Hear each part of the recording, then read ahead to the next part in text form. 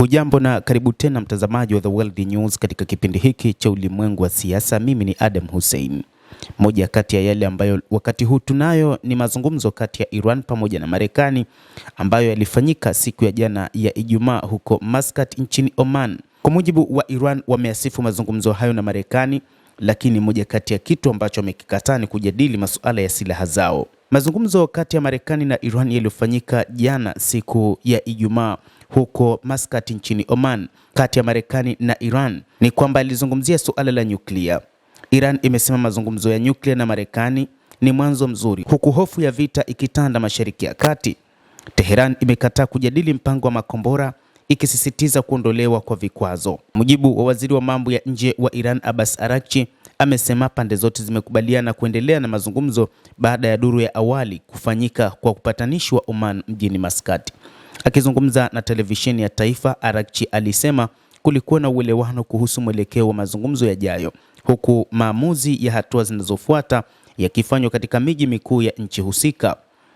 Mazungumzo hayo yalifanyika kwa njia isiyokuwa ya moja kwa moja, huku wajumbe wa kila upande wakikutana kwa nyakati tofauti katika kasri moja lililo karibu na uwanja wa ndege wa Muscat.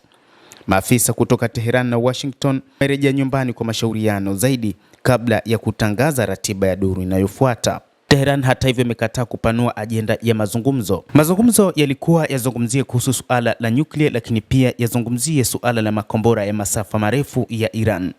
Kutokana na hilo, Iran imesisitiza kuwa mazungumzo yanapaswa kuangazia tu upande mmoja wa nyuklia. Marekani imedokeza kutaka ajenda ipanuliwe ijumuishe makombora masafa marefu na ushawishi wa Tehran kwa makundi yenye silaha katika kanda ya Mashariki ya Kati.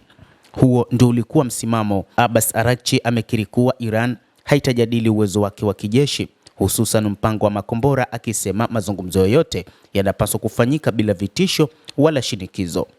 Kwa upande wake, Washington imeweka mstari mwekundu, ikiwemo uwezekano wa kukabidhi kiasi cha urani iliyorutubishwa kwa kiwango cha juu, kukubali mpango wa ushirikiano wa kimataifa. Hata hivyo, Tehran inasisitiza kuwa kuondolewa kwa vikwazo vya kiuchumi vilivyoorodheshwa mwaka 2018 ni sharti muhimu la kufikiwa kwa makubaliano yoyote mapya. Hata hivyo, hofu ya vita inazidi kuongezeka wakati huu. Mazungumzo haya yamekuja miezi kadhaa baada ya majeshi ya Marekani kushambulia vituo vya nyuklia vya Iran na wakati maandamano makubwa ya kitaifa yakitikisa Jamhuri ya Kiislamu ya Iran. Uwepo mkubwa wa jeshi la wanamaji la Marekani katika eneo hilo, ikiwemo meli za kivita na ndege za kivita, umeongeza shinikizo kwa Tehran, huku Rais Donald Trump akionya kuwa mambo mabaya yanaweza kutokea iwapo hakutakuwa na makubaliano. Nchi za Ghuba zimekuwa na hofu kubwa kuwa kushindwa kwa mazungumzo hayo kunaweza kusababisha vita vya kikanda, hasa kutokana na vitisho vya kulipiza kisasi kutoka Iran iwapo itashambuliwa. Iran imewaonya mataifa jirani yanayohifadhi kambi za kijeshi za Marekani kuwa yanaweza kuwa shabaha iwapo yatashiriki katika shambulio lolote.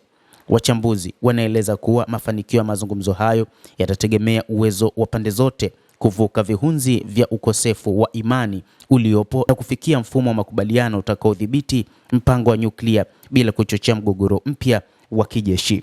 Hata hivyo, hadi wakati huu hakuna taarifa rasmi kwamba ni lini mazungumzo hayo yatafanyika tena kati ya Iran pamoja na Marekani. Hata hivyo, inadaiwa kwamba awamu ya pili ya mazungumzo kati ya waziri wa mambo ya nje wa Iran Abbas Araghchi na mwenzake wa Oman Badr bin Hamad Al Busaid, waziri wa mambo ya nje wa Iran Abbas Araghchi alisema Tehran inaingia katika duru mpya ya mazungumzo ya kidiplomasia na Marekani ikiwa hadhiri, makini kabisa na kwa macho yaliyo wazi. Araghchi alisisitiza kwamba Iran ina kumbukumbu thabiti ya mwaka uliopita katika mazungumzo, akiashiria tahadhari iliyochochewa na uzoefu wa huko nyuma, huku akisisitiza utayarifu wa Iran wa kufungamana na diplomasia.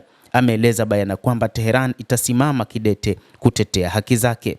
Mtazamaji wa The World News, endelea kutufuatilia, lakini ni kusihi usisahau kulike, usisahau kucomment, kadhalika kusubscribe channel yetu hii ili upate habari hizi kwa mapana kupitia The World News. Mimi ni Adam Hussein. Endelea kuwa nasi wakati wote, endelea kutufuatilia ili uweze kupata habari hizi kwa mapana kupitia The World News.